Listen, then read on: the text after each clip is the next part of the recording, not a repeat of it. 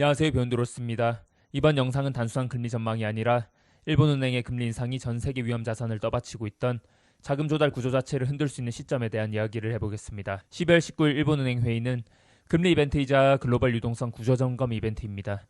이 영상에서는 방향성 예측이 아니라 리스크 구조를 한번 보겠습니다.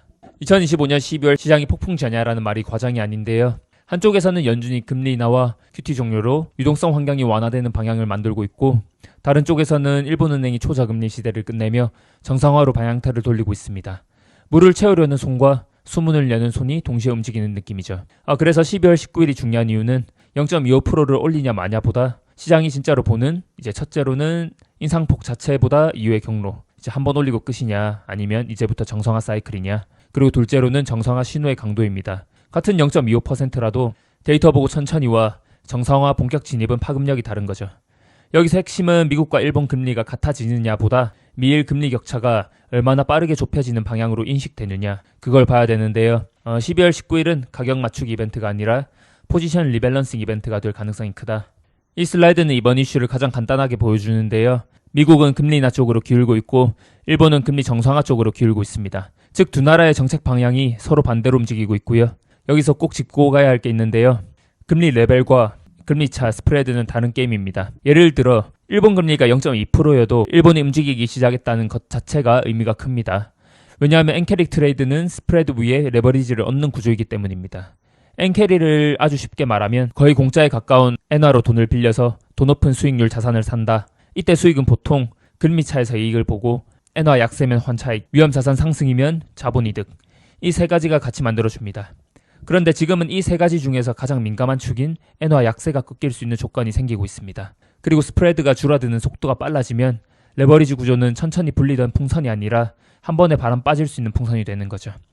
그래서 이 구간에서 사람들이 흔히 하는 실수가 엔이 강해질까 달러가 약해질까만 맞추려고 하는 건데, 근데 위기라는 건 방향을 맞춰서 오는 게 아니라 포지션이 한쪽으로 쏠렸을 때 현금화 속도로 터집니다. 결론적으로 미일 금리 차가 줄어드는 속도가 리스크의 핵심이고, 속도가 빨라질수록 언와인드 확률은 올라간다.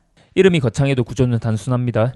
첫 번째로 펀딩, 일본에서 초저금리로 엔화를 조달합니다. 일본이 오랫동안 제로금리, 심지어 마이너스 금리를 운영했던 이유 때문에 전 세계 기관들은 엔화를 가장 싼 자금으로 봐왔죠. 그리고 두 번째로 컨버전인데, 빌린 엔화를 팔고 달러 같은 고금리 통화로 바꿉니다. 여기서 이미 포지션은 사실상 숏 엔화, 롱 달러 성격을 띠는 거죠. 그리고 세 번째로는 인베스팅인데, 그 달러로 위험 자산을 사죠. 기술주, 크레딧, 대체자산, 크립토.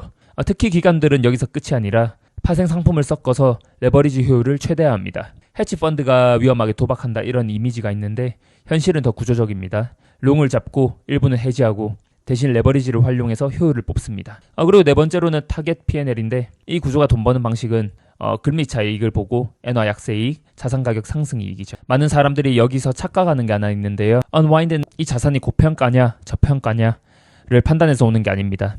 현금화 속도의 문제로 오는데요. 위기 때는 좋은 자산을 남기는 게 아니라 빨리 팔 수 있는 자산부터 팔죠.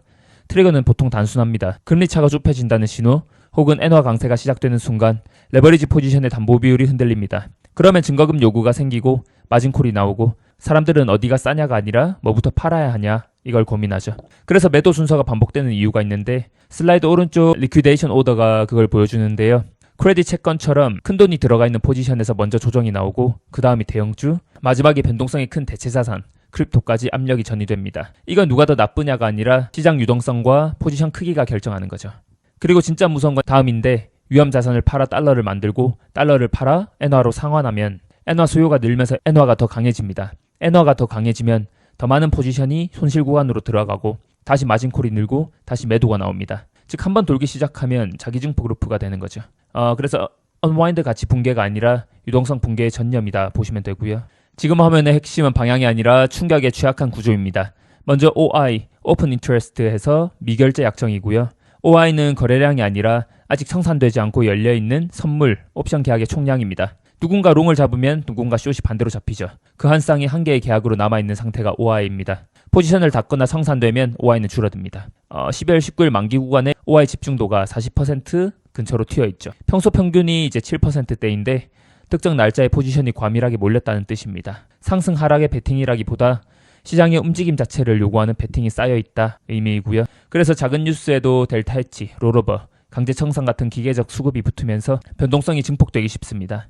오른쪽 빅스 패턴이 그걸 확인해 주는데 지수 레벨은 낮아 보이는데 이벤트 때마다 짧고 강한 스파이크가 반복됩니다. 평온해 보여도 내부는 자주 가격이 재조정되는 구조, 빈번한 리프라이싱으로 바뀌었다는 얘기입니다. 이 장은 예언이 아니라 리스크를 분해하는 지도입니다. 시나리오 A는 0.25% 인상하고 정상화 의지를 재확인한다. 이 경우는 엔캐리 청산 압력이 이어지면서 위험 자산은 흔들리고 이제 변동성은 커지는 쪽이 베이스가 되는 거죠. 그러면 USD는 약세 쪽으로 잡고 질서 있는 조정을 이제 가능성에 둬야 됩니다. 시나리오 B는 동결 혹은 인상하더라도 완화적 환경을 강조하면 시장은 바로 안도 랠리를 때릴 수 있습니다. USD는 이제 다시 튈 여지가 생기고 위험 자산도 숨을 돌릴 수 있죠. 다만 이건 문제 해결이 아니라 긴장 완화입니다. 시나리오 C는 0.5% 같은 대폭 인상 혹은 예상 밖의 조기 QT 메시지급 충격입니다. 무질서한 언와인딩으로 번질 수 있습니다. 픽스 스파이크가 칠 거고 유동성이 경색되고 글로벌 자산 급락 같은 한 번에 밀리는 장이 열리면 USD는 이제 급변하게 돼서 많이 떨어질 수 있습니다. 포인트는 하나인데 확률이 높은 시나리오 중심으로 포지션을 짜되 C가 오면 살아남는 구조를 만들어야 됩니다. 이 장은 투자 조언이 아니고 이제 지금 같은 변동성 레짐에서의 생존 프로토콜입니다. 이제 페이즈 1을 보면 강력 경고인데 지금 레버리지는 투자가 아니라 확률 낮은 도박이 되기 쉽습니다.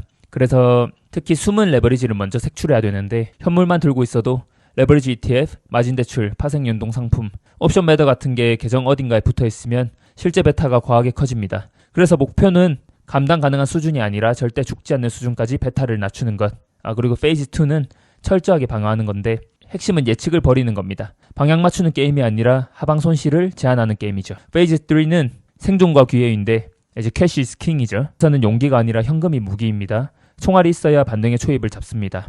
그리고 기도 매매는 하지 말아야 되고 감정으로 버티면 계좌는 시장의 먹이가 됩니다. 손절 라인과 재진입 조건을 미리 정해놓고 기계적으로 움직여야 합니다.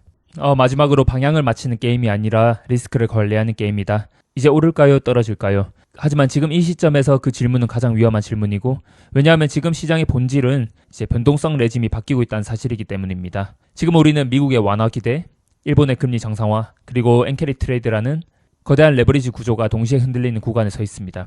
여기에 12월 19일이라는 이벤트와 옵션 만기에 비정상적으로 집중된 OI, 그리고 평온해 보이지만 반복적으로 튀는 픽스 스파이크까지 겹쳐졌습니다. 조용해 보이는데 아주 깨지기 쉬운 시장이죠. 방향을 맞추려 들수록 계좌는 취약해질 수 있고요.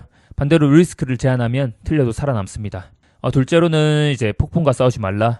레버리지는 기회가 아니라 함정일 수 있다. 특히 숨은 레버리지, 엔캐리에 간접적으로 연결된 포지션은 반드시 점검해야 합니다. 그리고 셋째로는 기회는 항상 확인 후에 옵니다. 과거를 보시면 엔캐리 청산 이후에도 90% 이상 확률로 반등은 있었습니다.